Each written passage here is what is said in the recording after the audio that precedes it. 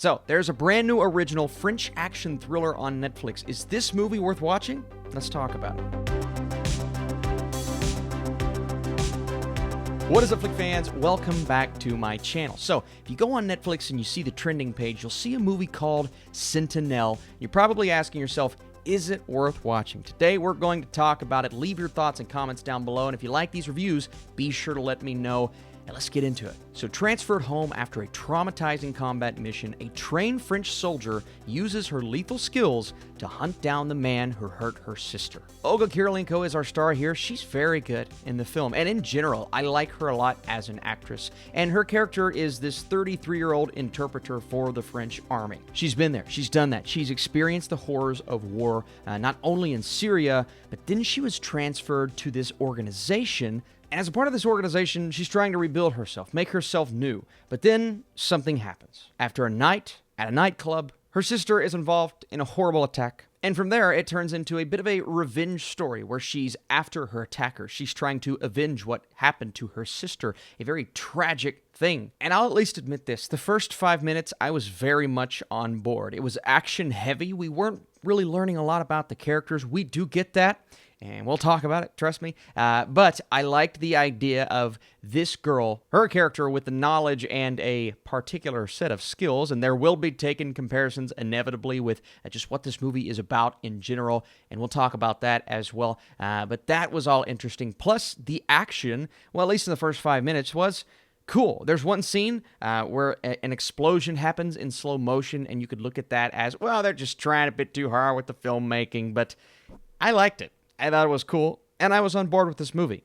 And then the dialogue starts. And the second we get into the dialogue and the conversations between our characters, the movie really starts to, and I hate to say this because the film is genuinely short, it's only around 70 minutes, it starts to drag. Yes, we are finally learning about her. We get her situation, then we see the tragedy with her sister, but all throughout it is riddled with cliches and just conventional lines. There's one line where she says, I graduated at the top of my class. I speak 5 languages. It's right in the middle of a conversation. And yes, that's something that's kind of good for the audience to know, but to deliver it in that way, in such an unnatural way, and that's just one of many, many examples scattered throughout the film. It's just, in my opinion, it's a poorly written script surrounding a character that's very interesting, and really this entire situation, and back to the Taken comparison, very similar type of movie, but I believe that's a film that really knew the tone it was going for, and it didn't try too hard with its dialogue.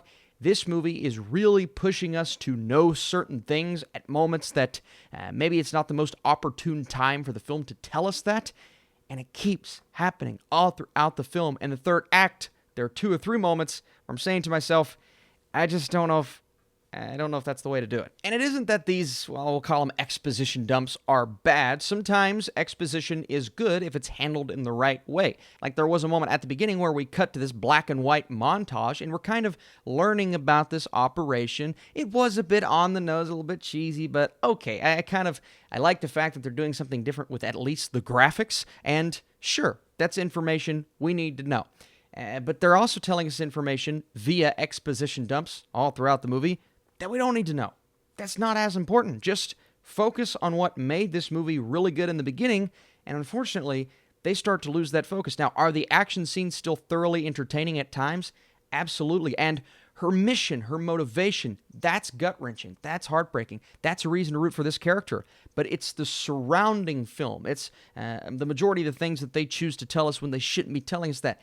That's what really bothered me about the movie, and that's why I sit back and say, I've seen this movie done before, and I've seen it done a lot better. So who is this movie for? I was thinking going in Salt, Atomic Blonde, Taken, that type of film. And those elements are absolutely there, but I feel like those looking for that particular film, they're going to be disappointed. You may get entertainment from her journey, and you may feel a little bit of emotion toward her character, and I think that's a testament to the acting. But overall, I just found the second half, well, really the final 2 acts, to be so disappointing compared to that tiny bit of setup that we got that thoroughly entertained me. And while the film gets off to a decent start, the constant exposition dumps and conventions get in the way of its success. Thank you guys for watching. Before I give you my score, if you want to drop your thumbs up down below, support this video, support this channel. We're doing Netflix reviews almost every single week. My score for this film is unfortunately a 38%. I do think there is something in there. If you peel back the layers, you can say, well, that was well done. I liked her performance. I liked certain elements in the beginning.